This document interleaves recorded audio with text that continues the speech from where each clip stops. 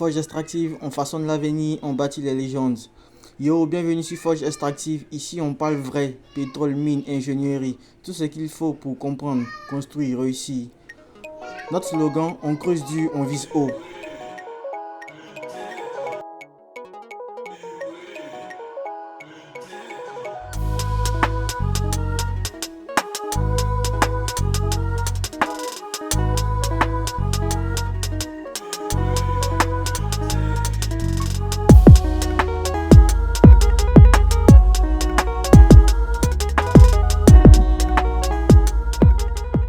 Salut à tous, aujourd'hui nous allons parler plus précisément de l'or pétrolier en diagraphie.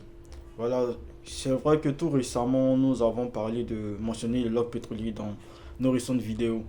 Voilà, donc j'avais promis faire une vidéo où j'allais plutôt bien rentrer en profondeur sur les logs pétroliers et comment les interpréter.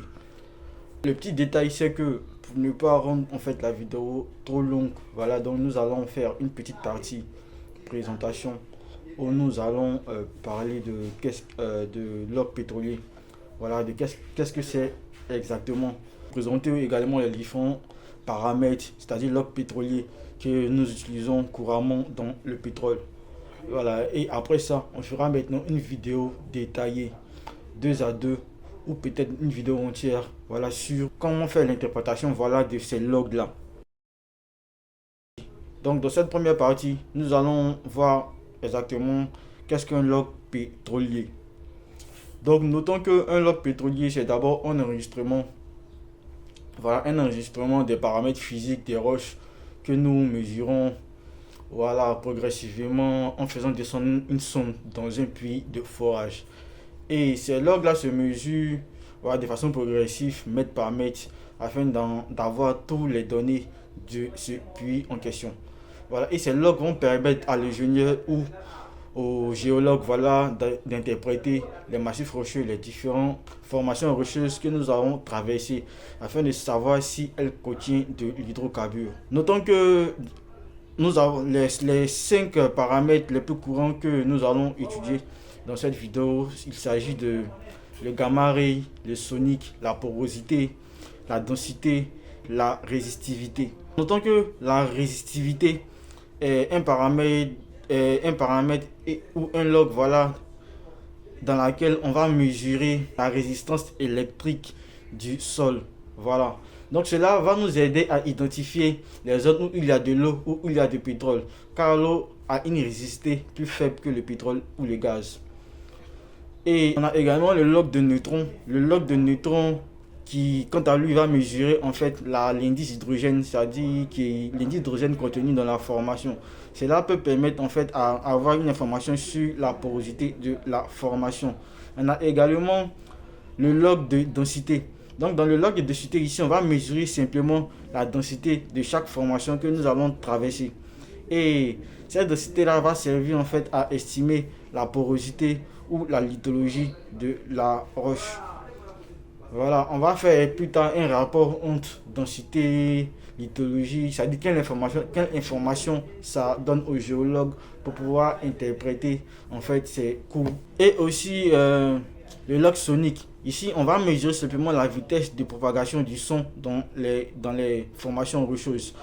Donc ici, ça va nous permettre d'avoir une information sur, c'est-à-dire la porosité, également la porosité de la roche et sur la compacité de la roche. Voilà, parce qu'une roche qui ne se laisse pas traverser par des ondes sonores, c'est qu'il n'y a probablement pas de pore. Donc ici, on peut savoir que cette roche-là, ou bien ce massif que nous sommes en train de traverser, est soit beaucoup compacte, donc n'est pas poreux.